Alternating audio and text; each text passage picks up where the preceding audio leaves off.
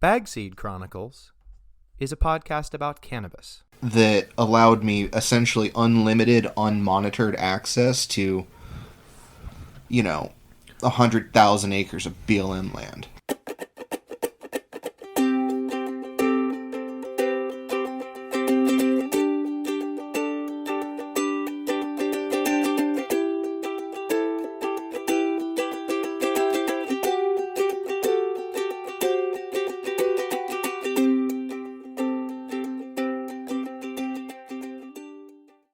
Hello, welcome to the Bagseed Chronicles. I am your indomitable host, Uncle Dig.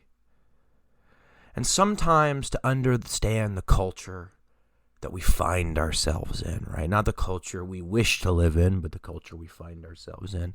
We have to examine the books of this culture that we live in. And right now, we live in a white, Anglo-Saxon, Protestant-dominated world. And so let's pull out our Bibles, right? Pull them out. And of course, they're King James versions, right? Because we're dominated by Anglo-Saxon Protestant. The original Anglo-Saxon Protestant Bible is the King James. And in Matthew 27, verse 23, King Pilate is confronted by the mob that want to crucify Jesus. And the governor said, "Why? What evil hath he done?" But they cried out the more, saying, "Let him be crucified." And when Pilate saw that he could prevail nothing, but rather a tumult was made, he took water and washed his hands before the multitude, saying, "I am innocent of the blood of this just person. See ye to it." But we can't wash our hands, can we? We're responsible for what we do. I mean, I'm not a Christian, right? So that's just a fun book, a fun reference to look at. You can't wash your hands of what you publish or what you put out, right? Let's go. Speaking of James, not the Bible, much less famous James, not a king, right? But I do have a person named James on the podcast today. This is going to be part one. It was a longer interview. And I think you'll enjoy his insight a little bit on guerrilla growing and, other things that go on in the woods. But first, I bet you're wondering what's going on in my garden.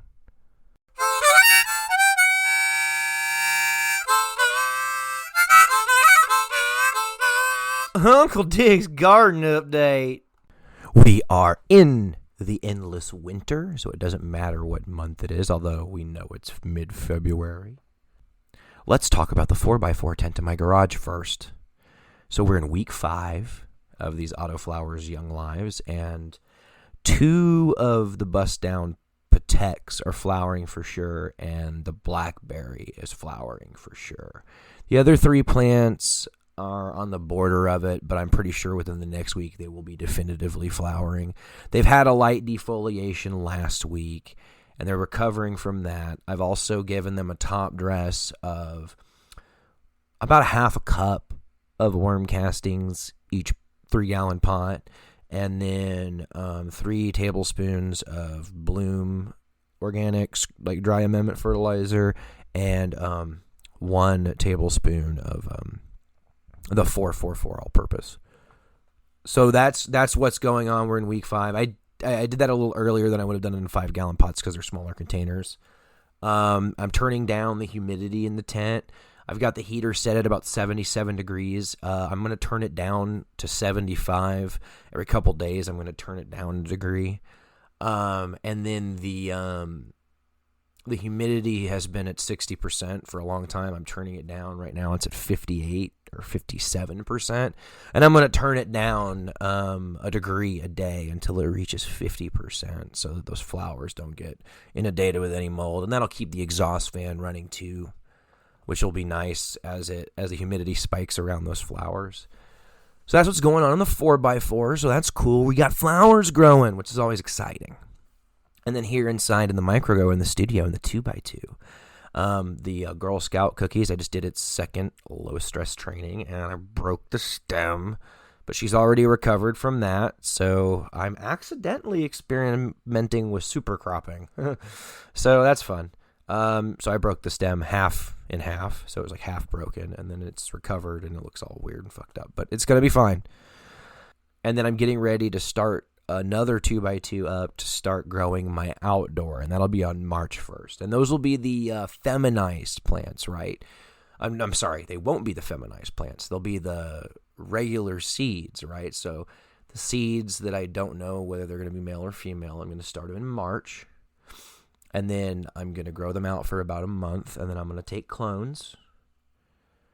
And then I'm going to sex those clones, and then what I get from that, it'll help me decide which plants to keep, right? Because I'm going to get rid of the males. And I'm doing that. Last year I did it on, I started those set plants on February 1st. This year I'm doing it on March 1st because I don't need the plants to be near as big because I'm growing in smaller containers next year. And you know, remember, our environment dictates our grow conditions. And while the environment is friendly, I don't have the capability, right? Your capability to grow is part of your environment, right? If you're not physically able to move around, you know, large 3 cubic foot bags of soil to the degree that you used to, maybe you grow in smaller containers. And that's where I'm at, right? You know, being disabled has its foibles, right? But I'm going to get a garden going, but I'm probably going to be growing in much smaller containers than y'all are used to me. You know, last year I used a bunch of 30 gallons and one 45 gallon. This next year I'm going to be growing primarily in 20 gallons, and I'm going to be starting much later. I'm not going for as big of plants. So that's going to be interesting, but it might be fun because I'm going to grow more plants. I'm going to try to grow 10 autoflowers and 10 photo period plants outdoors this year. But they're all going to be smaller, and I'm going to try. I'm not going to grow as many peppers, as large a variety of peppers. I'm going to scale back the garden this year in honor of my horribly aggravated back injury. But I am going through physical therapy, so that's good. So everybody is getting trained, right? And let's hope I don't break my back like I've been breaking stems this year, right? Well, that's what's going on in my garden, guys, and that's the plan moving forward. Let's overgrow the world. Ladies and gentlemen, boys and girls, children of all ages, I hope children aren't listening to this episode of the Bag Seed Chronicles today. Today I have James with me. James is a former cannabis cultivator and participated in the legacy market as well as the medical cannabis scene in Oregon. Welcome to the podcast, James. Hi. So, James, how long have you been off and on consuming cannabis? 20 years. 20 years, and you're how old now? About 35, 34? I'll be 35 in like 7 days. Congratulations. It's all downhill from there. Now, tell me about the first time you smoked cannabis. I was 13. Okay. It was with family. So I think it was my mother, and she had already introduced my sister. Philosophy behind that being she wanted to see how we would react before doing it, you know, in public with like our friends, which realistically doesn't make sense. Yeah, that's definitely an interesting approach. It's a drug education for a kid that young, but that's, I guess, up to your parents, right? Well, given the environment and where we were at in Southern Oregon, it was just a given. That's right. What you were going to do. You were going to be exposed to it. And the idea was to receive some adequate coaching, you know, before being confronted with that situation. Okay. And it was good. Like, so that was great. Like, so I got to go out, and like I remember the first time like that I smoked cannabis with other people. It was like, oh, cool. I was already initiated. You know, I was aware of the ritual and all of the things that go with that. You know what I'm talking about. The smoking circles. I mean, granted, this was a long time ago. And there are some little things that just don't change. You know, standing around, passing a joint. Right. It's a thing. It is a thing. Yeah. It was a nice introduction. I don't regret that it happened the way that it did. Right. And it was, you know, it was an acknowledgement of something that was inevitably going to happen anyway. So that's interesting. So your mother, and just to be clear with the audience, I've actually met James's mother. We're actually pretty good friends. So how did this come about? You from your perspective, right? You come home from school. How does this happen? Came home from school and was like, "Hey, check it out." She just took, like, was it a bong? Was it a joint? Like, how did you consume the first time with your mother? It was a small plastic purple bong. Oh wow, okay. Yeah, just a little itty bitty one, like Okay. 6 inches, just like the tiniest little water pipe, even smaller than Even smaller than this small bong I'm holding up, which the audience, of course, can't see because we are an audio. It's a small, probably 8-inch tall bong. I tried to show him, and he said no smaller. So we're talking like a little like plastic party bong that you'd buy. Exactly. Yeah. Okay, I gotcha. And that was it. That was the first one, and I remember feeling a little different, but Right. not what I would consider as, you know, like that feeling, because you have to evolve emotionally and learn how to recognize that feeling of being high. And it just that first time, like, you know, something's different, Right. but you're not like, you know, all messed up. Yeah, I would say that's part of it, and also I think some of us, now maybe not you, maybe you had good cannabis the first time, but the cannabis that I had the first time was brown and from Mexico, and I would argue maybe or maybe not. Maybe I wasn't mature enough to feel the high, but I didn't get high. It wasn't good cannabis. Ours was homegrown. Right. That was one of the first rounds that my parents did. Okay. 'Cause basically, once we ended up as teenagers, they're like, "Oh, hey, check it out! Now we can fucking do this." Right. So it's like, okay, great. So and that's basically what happened. And then it was, you know, they kept it to themselves. Right. You know, I had no idea. It was just like, other than some just random questions, like, "Hey, what the fuck is that light? Like, why is that light on?"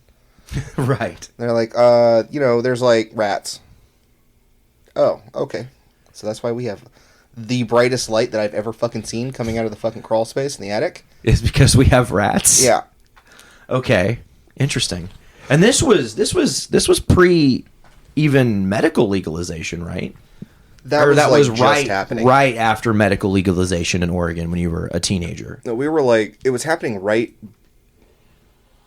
I mean, it was there and it was happening. I remember the fight and all of that. I wasn't directly involved in the first round of the legalization. I didn't come in until we started making changes to the law. The first one, what was it, Measure 16 or whatever it was, Measure 36. And that was to increase the limits for medical patients. Okay, what were the limits before? I think it was 6 and 6. Okay. And then, which was like a huge pain in the butt. You know, have 6 flowering plants and 6 vegging plants. Right, Like, yeah. what are you trying to do here? And then there was all of these weird rules with seedlings and how you could get your plants and blah, blah, blah. It was a lot, and it was dumb. So we changed a lot. I don't even remember what we changed it to. I think it ended up being like 6 and 12 or 6 and 18, where you could have like 18 and the clones didn't count or some shit. Something that didn't have roots. It's been a while since I've actually had to mess with this. Used to know. Used to have all that memorized. Yeah, it's fine. It's changed several times over the years.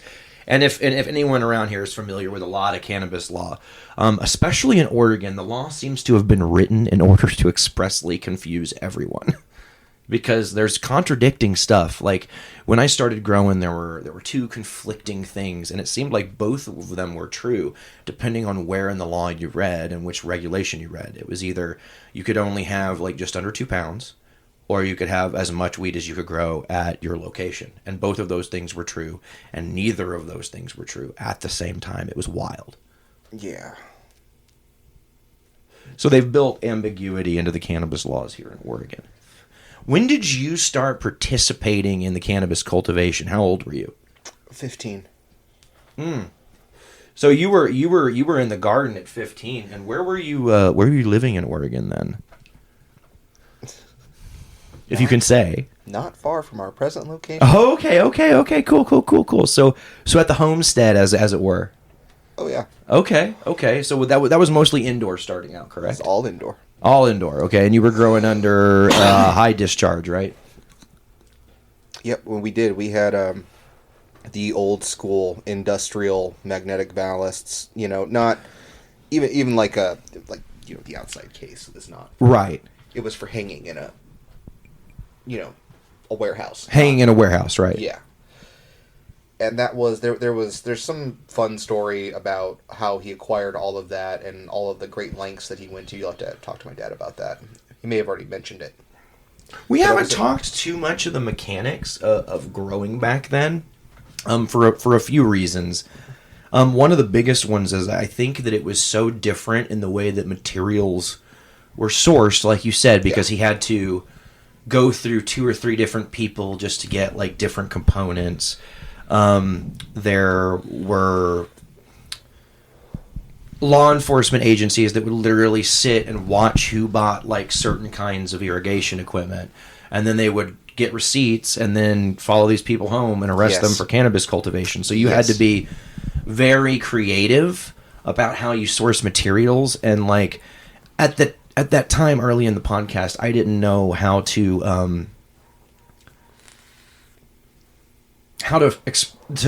ask those questions in a tactful way. Now I think I could do a better job and ask him like, hey, how did you get, this, equipment X without, drawing attention and stuff like that. But I wasn't ready to ask those questions early on in the life of the podcast. Interstate commerce. So right. He acquired pieces, literally one piece at a time. And even our hoods were hand built, always hand built. Okay. For the longest time, we always made our own. Even though we were just using like parabolic reflectors, like a hood is a gross overstatement of what was actually happening. Okay. It was different because we didn't want the attention drawn to us. So I think the ballast was acquired in Tennessee, the bulb in somewhere else, not Illinois. It might have been Ohio. Oh wow. Yeah. And it just all pieced together, and then it was carefully stashed and hidden until it was time. And he had been acquiring the pieces over a decade. Wow. No, just knowing that one day he was going to go for it. Exactly. Okay, so your first pound, so when you were basically growing in cahoots with your father, like from the get go, kind of his gopher almost, doing stuff around the garden, stuff like that, right? Yep, that was the initial training. Okay, so the first plant you took responsibility for, how old were you when this was your baby? You ever have, when did that happen for the first time? Ooh, so... Was it still in high school? Oh, God, yeah. Okay. I would have been 16. Okay, so you did a year of gophering, and then you're in the deep end. Yep, and the first one, and it was kind of back-to-back with an outdoor that we were doing. Okay. But the outdoor wasn't really my jam. Right. I was just a water carrier, and I dug the holes and helped with a lot of that kind of stuff, and went out and sprayed, and I watered. It was my job to water. And this is fairly deep into the forest, mind you. Right. We were living in an area that allowed me essentially unlimited, unmonitored access to, 100,000 acres of BLM land. Right. Yeah, and there was nobody out there. Yeah. So we could do a lot of weird things. Yeah. Like haul water out there by hundreds of gallons in trucks? Oh, dear God, no. Think like four-wheelers and oh boy, okay. Alice packs filled with 2-liter bottles of water. Oh, that's every day. That's bleak. Yeah.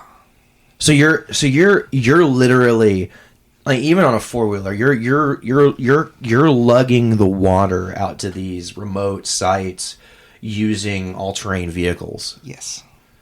Okay, so the statute of limitations for cultivating on federal land, it's not a capital offense, is 5 years. So this is Long ass time ago. long ass time ago. Man. Okay, so first of all, no one is advocating that you do this currently. He of course feels very bad. He would never do it again. So let's talk about cultivating on BLM land. So when you were doing this, you were out in the mountains. Let's just say somewhere in the Cascades / Siskiyous and where they meet.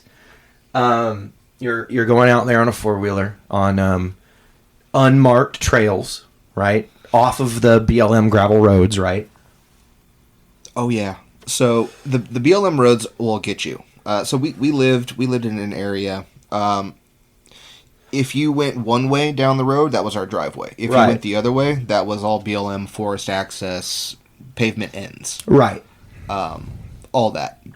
You're there to hunt, fish, pan for gold, or get yourself into all kinds of weird trouble. Basically, yeah. Yeah. Good old fashioned, just public lands. Everybody would go out there and do things. It was known that you could go out there and do things. Whether or not people actually did it was somewhat random. Mostly you would go out there and they would stop probably a mile in to go shooting. There was a quarry out there. Yep. And they would go shooting, and that's about it. And then the rest of us, the actual real denizens of that area, we were doing other weird shit out there. And one of the things that I was doing, especially because we were literally the last house on the road, there was nobody after us. Okay. That was it. And you had to go pretty far out of your way just to even get to our house. Like, just commuting to the grocery store, that was a 45-minute drive. Yeah. We're talking like Oregon remote, and you're talking about more remote parts of the Jackson and her sister county, Josephine County, which are surprisingly hard to get to as theoretically close to town as they are. And that has a lot to do with the mountains and the level of maintenance on roads around here in the more rural areas. This was somewhat maintained. Mostly, as far as any kind of real law enforcement that would end up out there, game wardens. Yeah. And as long as we're not, hunting or fishing, they don't really care. Right. Or trying, to set something on fire. Because this is Oregon, fire risks are a thing, be careful in the summer. And we had to be leery of that. Like, okay, so we're going to go out with 4-wheelers and, firearms and all this other, dumb shit, and we're going to be smoking, and, because all of us smoked, and it's just like, okay, well, let's not burn the forest down. Right. Like, let's at least try to be, responsible. And we didn't start any fires, we didn't do anything weird, which was super fun, because we had a lot of small engines, and, we were shooting up there all the time. Right. It was one of the best places to shoot. And you could go up there, and it's like, oh, what are you doing up here? Oh, well, let's get a little short. Be careful. Like, here's the pile of guns, and here's a bunch of bullets. Like, we're up here shooting. What do you right. think we're doing, officer? We're doing what everybody else does up here. Right. Yeah. And for a while, we had it was a Honda backpacking dredge. Okay. And that was. For the audience, please explain to them what a dredge is. I've heard your dad explain mining equipment to me a long time, but could you please just really briefly tell them what a dredge is? A dredge is a vacuum cleaner that goes underwater. Perfect. Thank you. Yeah. and they use it to pull up placer deposits for gold so they can filter them out for placer gold in between the cracks in rivers, folks. What were you using it for out there? Water and plants. Supercharged water pump, right? A little bit. Okay. There's kind of a lot going on with that. It wasn't like the best system ever. The 4-wheeler and the backpacks filled with water were better. Right. But at least we had a reason for being out there. It's like, well, what are you doing out here? Mining for gold. What does it look like we're doing? Right. It was a weird spot. But we were never actually ever confronted. Ever? You didn't even run into cartel guys out there or anything? No. You're just totally out there on your... How many plants did you have out there?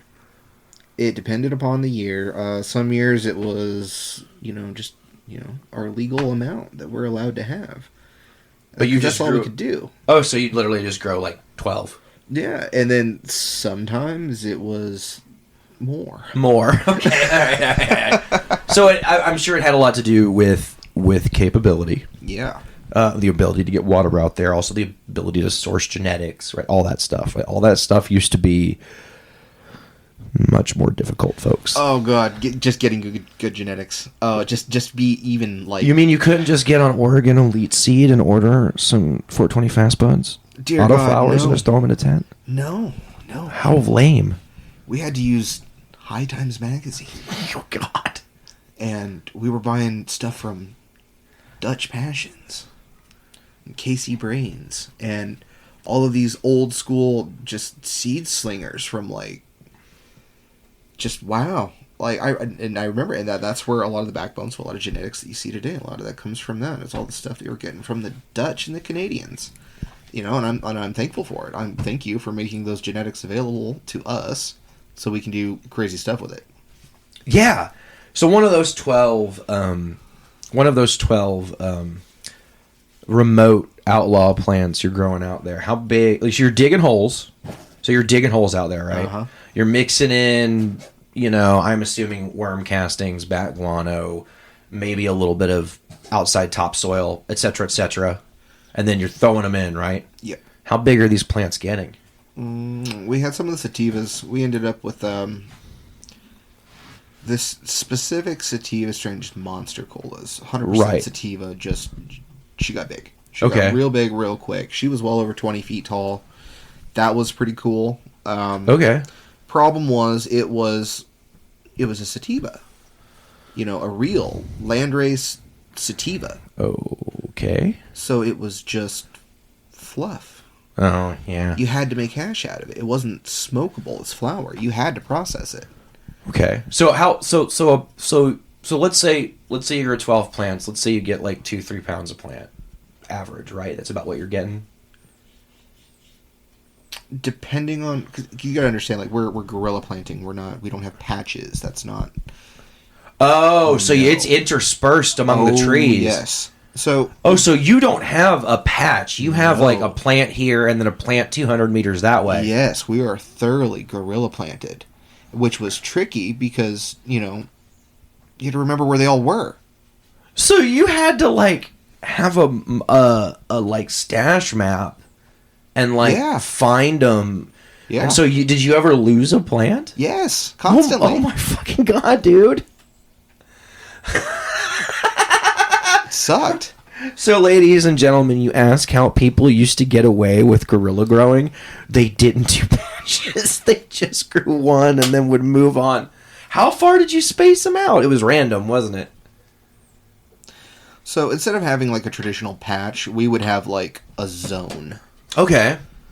Where you'll because we got to pick the right side of the mountain. Right, correct. We need like that the good exposure and weather permitting and terrain, because this is rugged terrain. You have to be able to get to it. Yeah.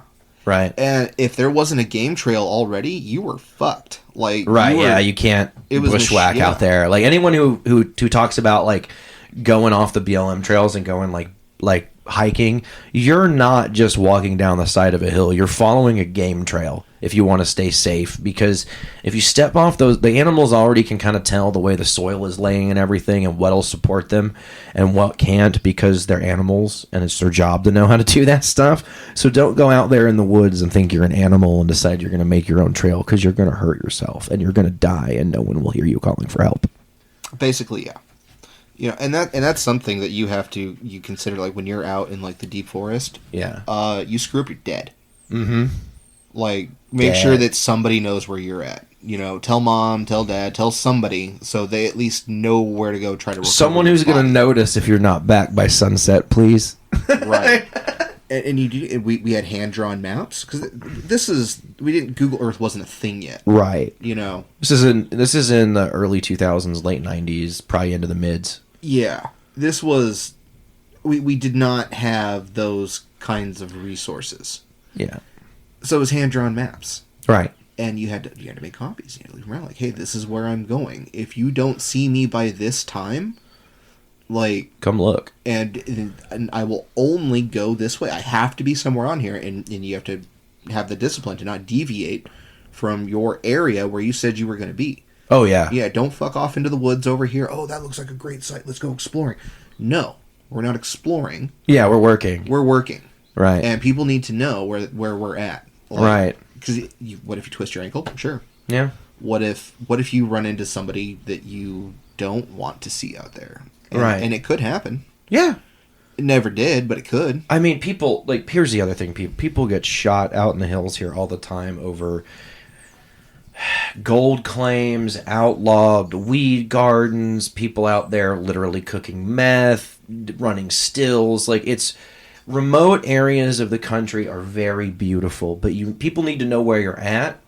And if you run into someone, maybe let them know that someone knows you're up there, because it can just save you a lot of trouble if everyone knows that people are spoken for out there. And if someone goes missing, there'll be attention. So, the way that it was put to me is there are two kinds of people that you meet in the woods. Awesome people.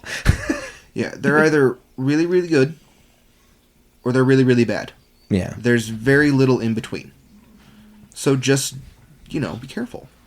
Like, yeah. You see, if you're like in the middle of nowhere where there shouldn't be other people and you see another person, mm-hmm. that's a problem. Either they know that you are there, yeah, and they followed you, yeah, or they were already there and you found them. Yeah. And that's not that we don't want either. We don't want that. We don't want well, and that's why I tell people, like, there are plenty of places to go mushrooming and to go looking for like chanterelles and stuff in Oregon.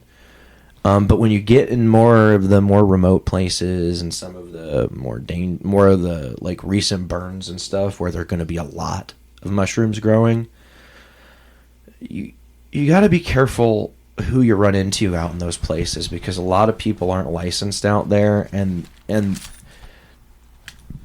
those mushrooms are worth a lot of money, and people from out of this country come up here, and like they've developed, the cartels have some weird racket on some of the mushroom patches out here. I don't know how it works. I don't even know if it's traditional cartels. It might just be a group of guys that figured out if they scare away people from machetes, they get to keep all the mushrooms in whatever patch they know about. There's a lot of bad stuff that can happen in the hills, so just remember that, like, it's not only hikers and backpackers that use hiking and backpacking gear. I will say this, though, as somebody who has spent a lot of time in the woods, I would rather find somebody's crop than a mushroom patch. Like, the mushroom people are psychos. Yeah, be careful. Yeah, yeah, they are. Yeah, like even folks, we're not talking about people out there looking for like liberty caps and psychedelic mushrooms. We are literally talking about people that are out there looking for high dollar edible mushrooms. Morels. That's our jam here. Listen, I go morel hunting, but listen, I go places where I know there are going to be people that are just out recreating. Like, I go to because they grow in graveyards around here. They grow on the sides of hills, and you could have like a little patch that goes like 20 or so mushrooms, and you can go pick 5 out of it every year, and no one will ever know. It could be in someone's yard, and they won't even know they have it. It's fine, but if you're going out there and trying to pick weight, be careful. I would just say don't. Yeah, if you're not skilled at that, you're not going to make money out of it anyway. Just don't. Just leave it to the professionals. There's other people that are way weirder than you, already on top of all of this. Just stay out. So let me ask you a question. When you'd be out in the woods, you were growing this gorilla weed. You were keeping some of it for medical use, but you were selling some of it too, right? We wish. No, you're just keeping it? So here's the thing. I have, and this is, and I am absolutely serious about this, and I don't mean this to brag, but this is a brag. But I have literally spilt more weed than a lot of people have ever seen in their life. Right, yeah. And do you know how useful it is if you can't get rid of it? Not useful. Yeah. So there's been times where we've had very successful runs. Everything just went all the way according to plan. This is great, and then all of a sudden we got, just pounds of weed. Just like, wow, this is really great. Everything's looking up. We're going to be rich. Woo! But that's not the case, because then you have to go through the trouble of getting rid of it. And if you don't have that network, if you don't have that cousin in Florida or whatever, which is how a lot of people did their thing around here, they had a lot of the stuff that we had here wound up somewhere else. Yep.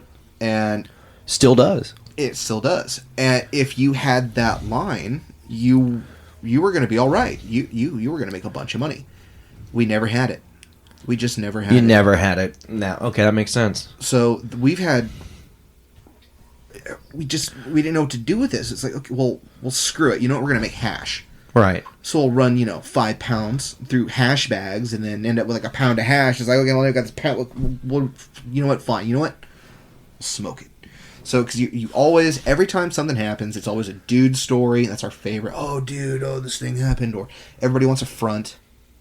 We don't front. Don't front people weed or anything. Just don't do that, because you're going to get a dude story. So, other than just like selling 20 bags to my friends, because they didn't have any money either. Right. So that was really it.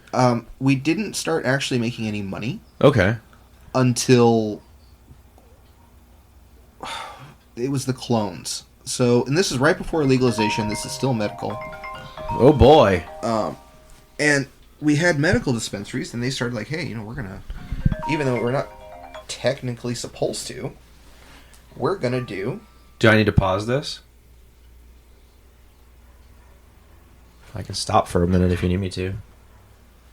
You got a phone thing? Yeah, go ahead and pause it. Okay.